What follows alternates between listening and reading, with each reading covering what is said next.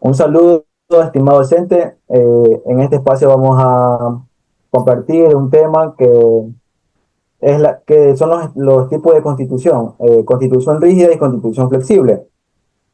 Para poder dar inicio, voy a definir qué es una constitución. Una constitución es una ley fundamental de un país que establece su organización política, también los derechos y los deberes de los ciudadanos.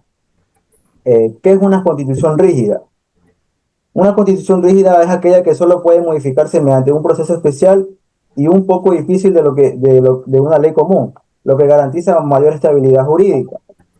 En el caso de Ecuador, la Constitución 2008 es rígida y su reforma está regulada por varios procedimientos según la gravedad del cambio. Cambios que no alteran la estructura del Estado ni los derechos fundamentales. Esta puede proponer al presidente de la República, al menos un tercio de la Asamblea Nacional y la ciudadanía. Constitución flexible. ¿Qué es una constitución flexible? Esta es una que puede modificarse como una ley ordinaria, ya que no necesita un proceso especial, es más adaptable, pero tiene menos estabilidad jurídica. En el caso de Ecuador no existe una constitución flexible como tal, porque la constitución vigente 2008 es rígida por diseño. Esto quiere decir que requiere procedimientos especiales para su reforma. A continuación, mi compañero Patricio Farindango se extenderá sobre el tema. Bueno, yo les voy a hablar sobre las diferencias entre la constitución rígida y la constitución flexible. En la constitución rígida vamos a tener que busca dar una estabilidad y permanencia al sistema jurídico. También protege con normas firmezas los derechos fundamentales y la estructura del Estado. Por último, requiere un mayor consenso político para ser reformado. En la constitución flexible vamos a encontrar que aquí es más fácil adaptar los cambios sociales o políticos.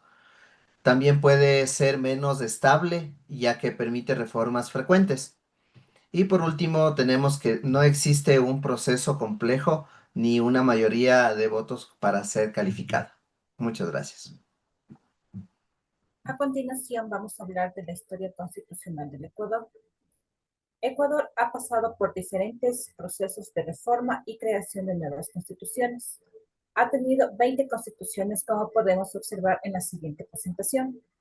Desde 1830, cuando se disolvió la Gran Colombia, se redactó la primera constitución en Riobamba. La Constitución de 1843 y 1869 marcaron una historia en la vida republicana del país, pues estas fueron conocidas como la Carta de la Esclavitud y la Carta Negra respectivamente, debido a su carácter autoritarista y la limitación de libertades y derechos de los ciudadanos. Otra constitución que marcó la vida republicana del país fue la Constitución de 1906, pues en esta se declaró al país como un Estado laico y se marcó la separación de la Iglesia y del Estado. Así llegamos a la Constitución de 2008, que fue redactada en Montecristi. Esta Constitución permite reformas menores mediante una Asamblea Nacional.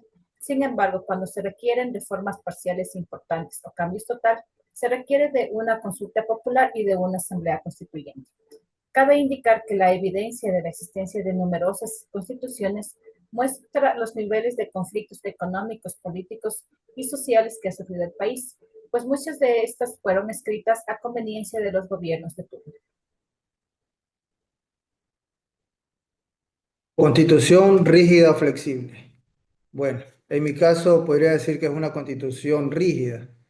¿Por qué? Porque no se puede modificar fácilmente como una ley común. Se necesita incluso de procedimientos, incluso de límites para los cambios. Tiene límites autónomos, límites heteronomios y tiene límites implícitos.